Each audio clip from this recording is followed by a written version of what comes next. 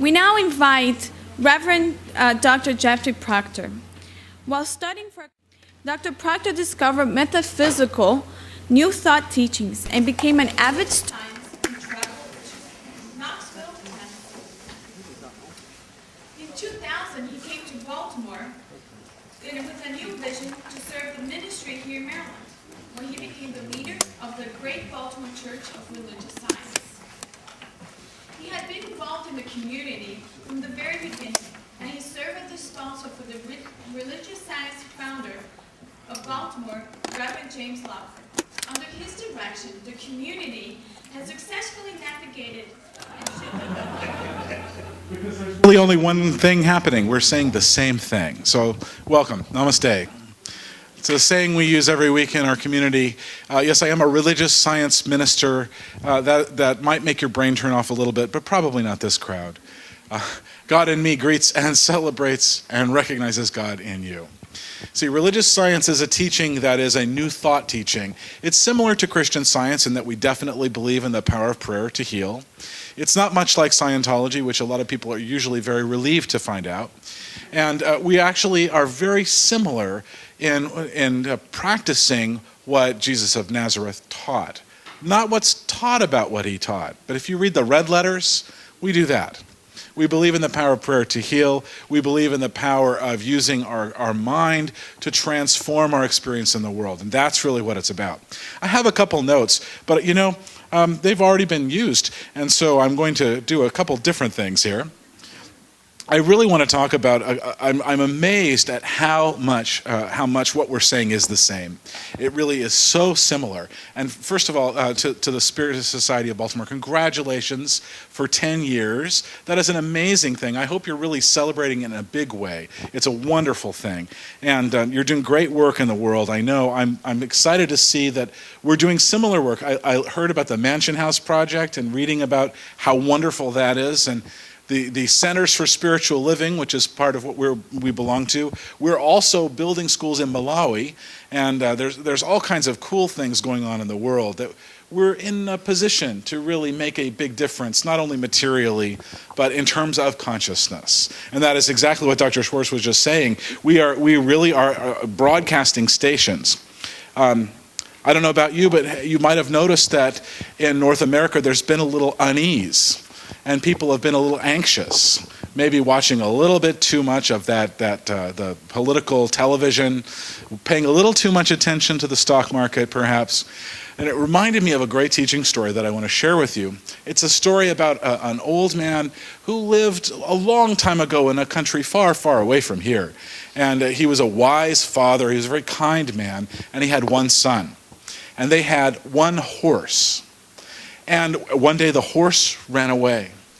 And all of the neighbors were like a Greek chorus or maybe a Gilbert and Sullivan operetta chorus. All together in a group, they came over and they said, "Oh, you're so unlucky because you had this horse and this horse ran away and now you don't have a horse. What are you going to do?"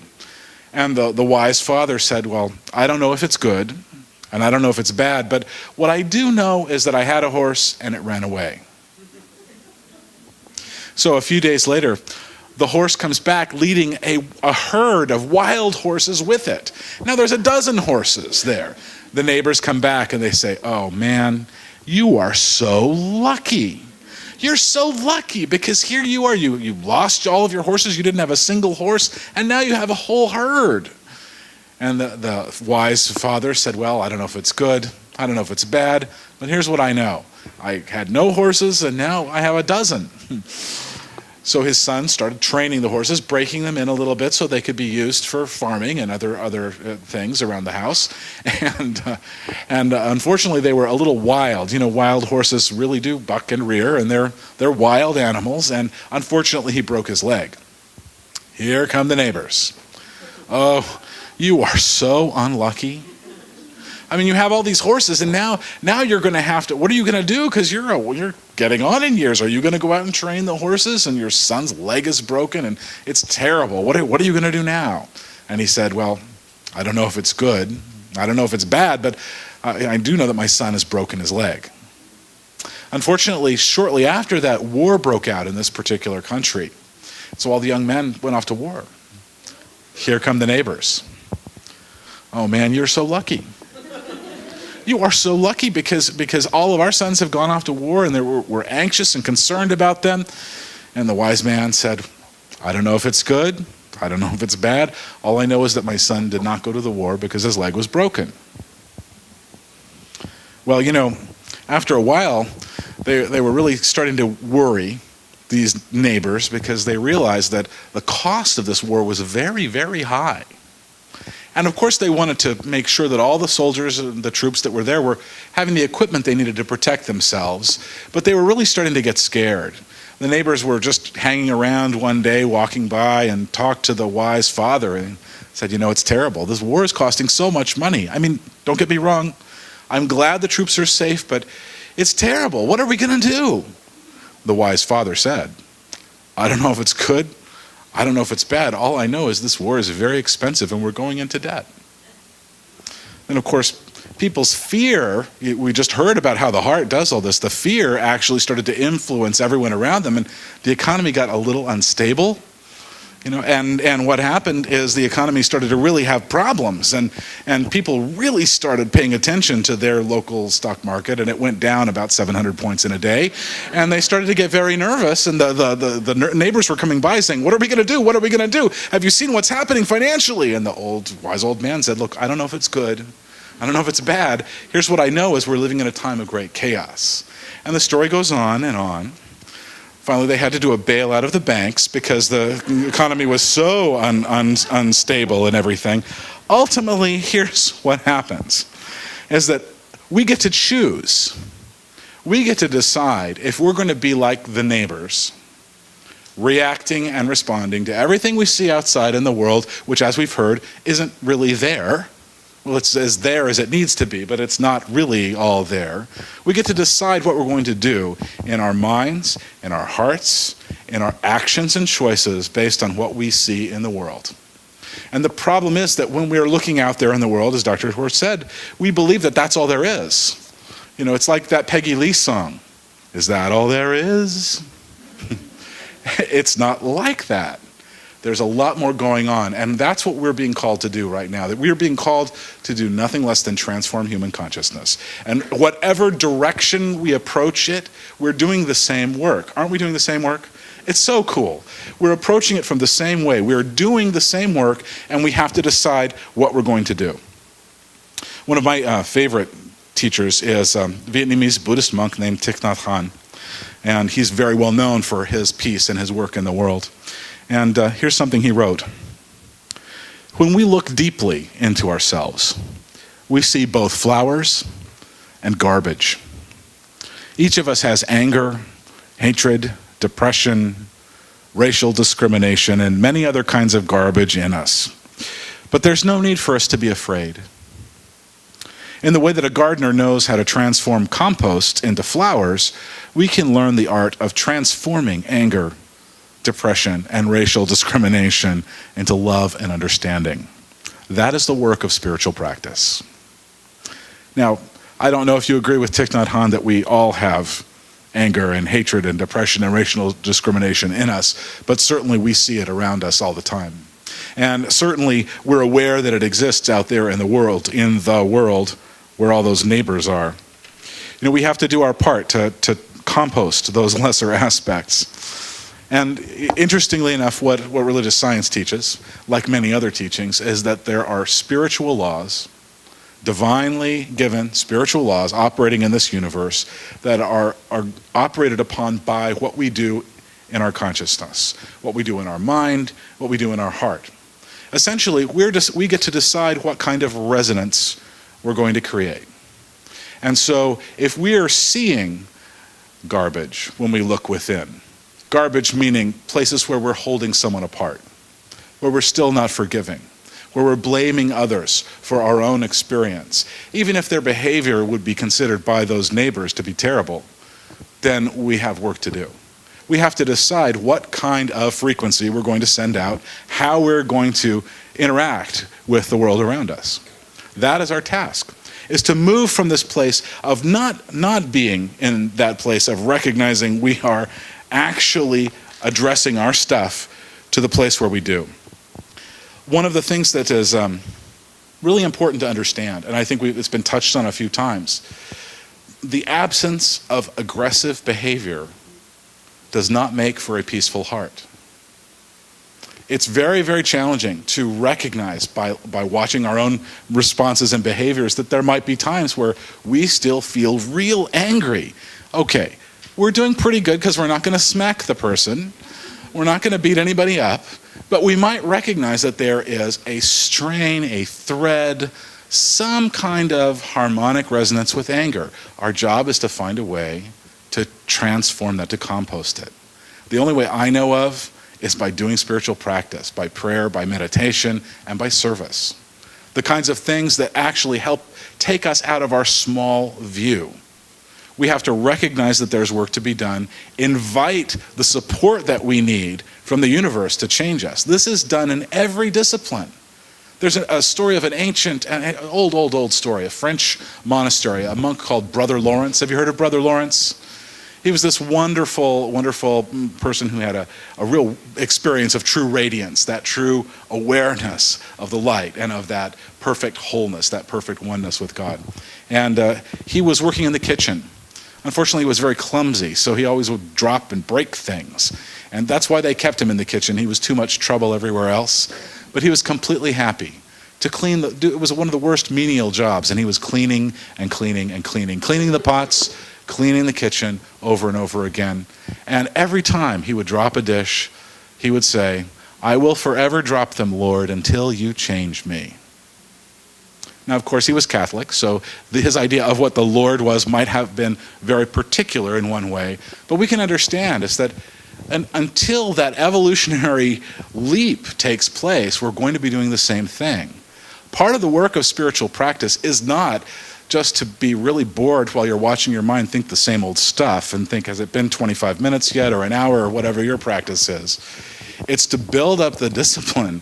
It's to build up the willingness to say, look, no matter what my mind does, I'm going to stay here and demand that more energy be added to this system until it can jump up to another level, until it can leap up to that next transformative place. And that's what we're here to do.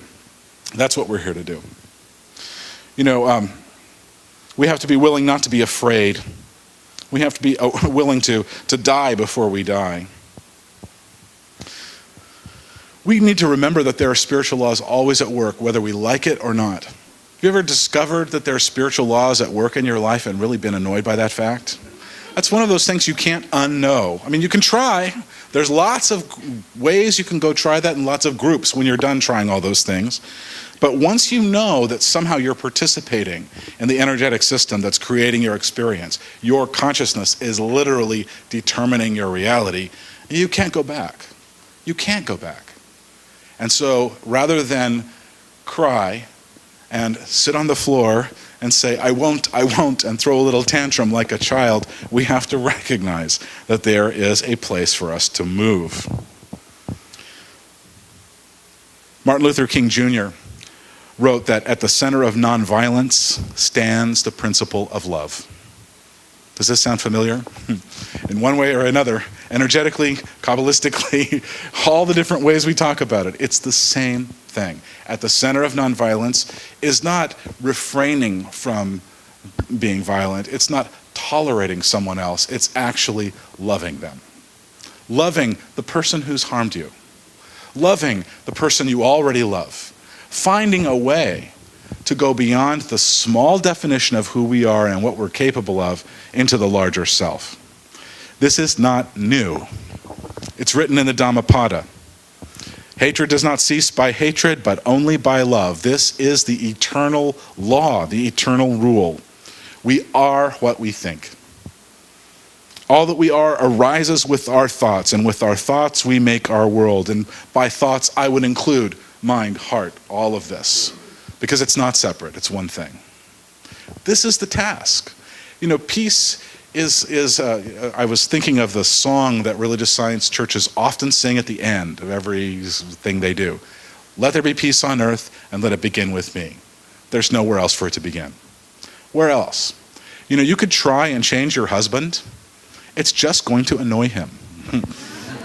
Because while you're trying to change your husband, he's trying to change you. And the other way, no matter what your situation is, that's how it is. There is no way to get to peace. There's no way to get there. Peace is the way. That's what Gandhi said. He said we have to be the change we want to see in the world. That means that don't look at the world. The world is not the place to change it. We have to change it in here. And that just means that the hard work for us, the scary work, the work that we resist and put off and procrastinate as much as we can, is to look within ourselves and say, how am I a terrorist? Where am I being cruel?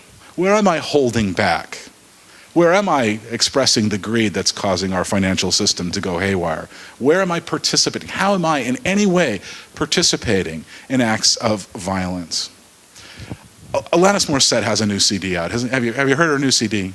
There's a song on there called Versions of Violence. Versions of Violence. It's a great song because it talks about all the subtle ways we engage in violent activity. It's really interesting, and it's an interesting kind of postmodern, hip, cool way of saying, yeah, I want to build a world where violence is a thing of the past. Are you ready to do that? I know you are. You wouldn't be here if you weren't. So we have the invitation and really the charge to step up to a new level in awareness where we understand that we're not only walking to do our preaching, but the walking is the preaching. I'm thinking of one last thing I want to share with you. And it's something I've been reading lately. I've been very inspired by a minister in Santa Cruz named Reverend Deborah Johnson. Many of you might have heard of her. She quoted Howard Thurman, and I hadn't read Howard Thurman in a long time. Do you know who Howard Thurman is? He was born in 1899 at the turn of the century in Daytona Beach. And he was an American author, he was a philosopher, he was a theologian, a civil rights activist. He was the first person to found a racially integrated, multicultural church in the United States at a time when this was just not done. It was a bold move. He was a dean of theology at Howard and Boston universities for more than 20 years. And he wrote something that just has been sticking with me. And here it is.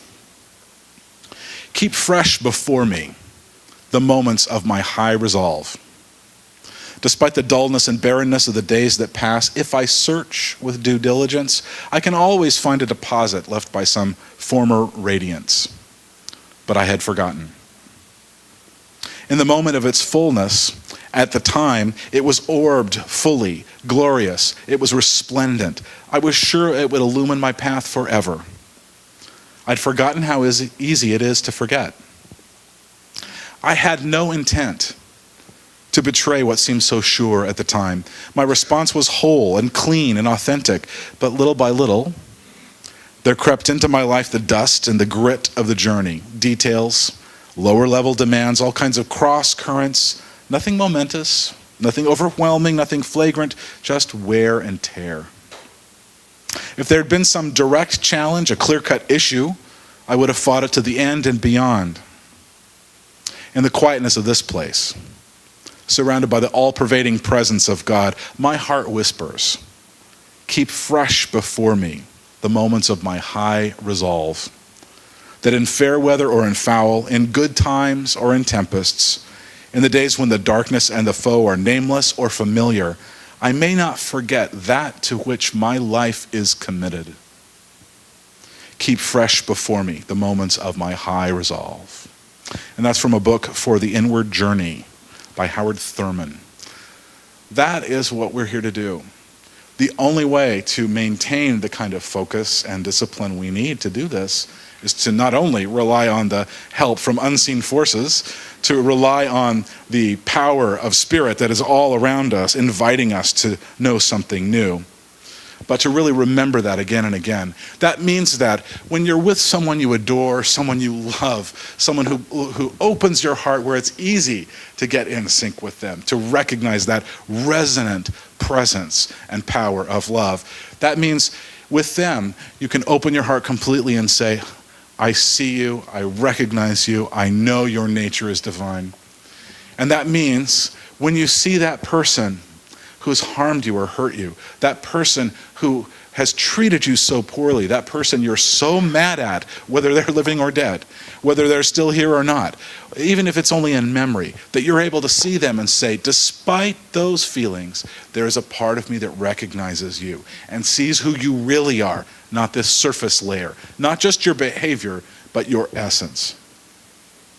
And then, of course, regarding yourself, to be able to do the very same thing. I see more than my behaviors, my body, my environment. I see who I really am. I see who I really am. This is what empowers us. This is what helps us remember to keep that resolve and to do the work we have to do. That's really what it's about. That's really what it's about. Ralph Waldo Emerson said, I am my brother, and my brother is me. This fight over his and mine ceases. I am my brother is me. That means that everyone we see, they really aren't separate from us. Not at all. I guess I was thinking it was a great joke, since the field is all that there is, it doesn't matter what field you go into because we're all doing the same thing, just from a different viewpoint, from a different perspective. So here we are, all one of us, thinking that we're so many, connected at a level that is so profound that it can never be lessened or diminished or changed. The truth is that peace is not something that's far off, that's hard to accomplish. All it takes is a decision right now, moment after moment, to say, nothing will deter me from this high resolve. Nothing will move me from this decision, this intention, this absolute commitment to live in peace. That's why we're here. So thank you. Thank you for being people who are committed to knowing that peace is not only possible, but once we awaken to who we really are, all the things that are in the way, the dis-ease, the discord, when we know who we are, all of that falls away. Healing happens when we are peace. And so it is. Thank you.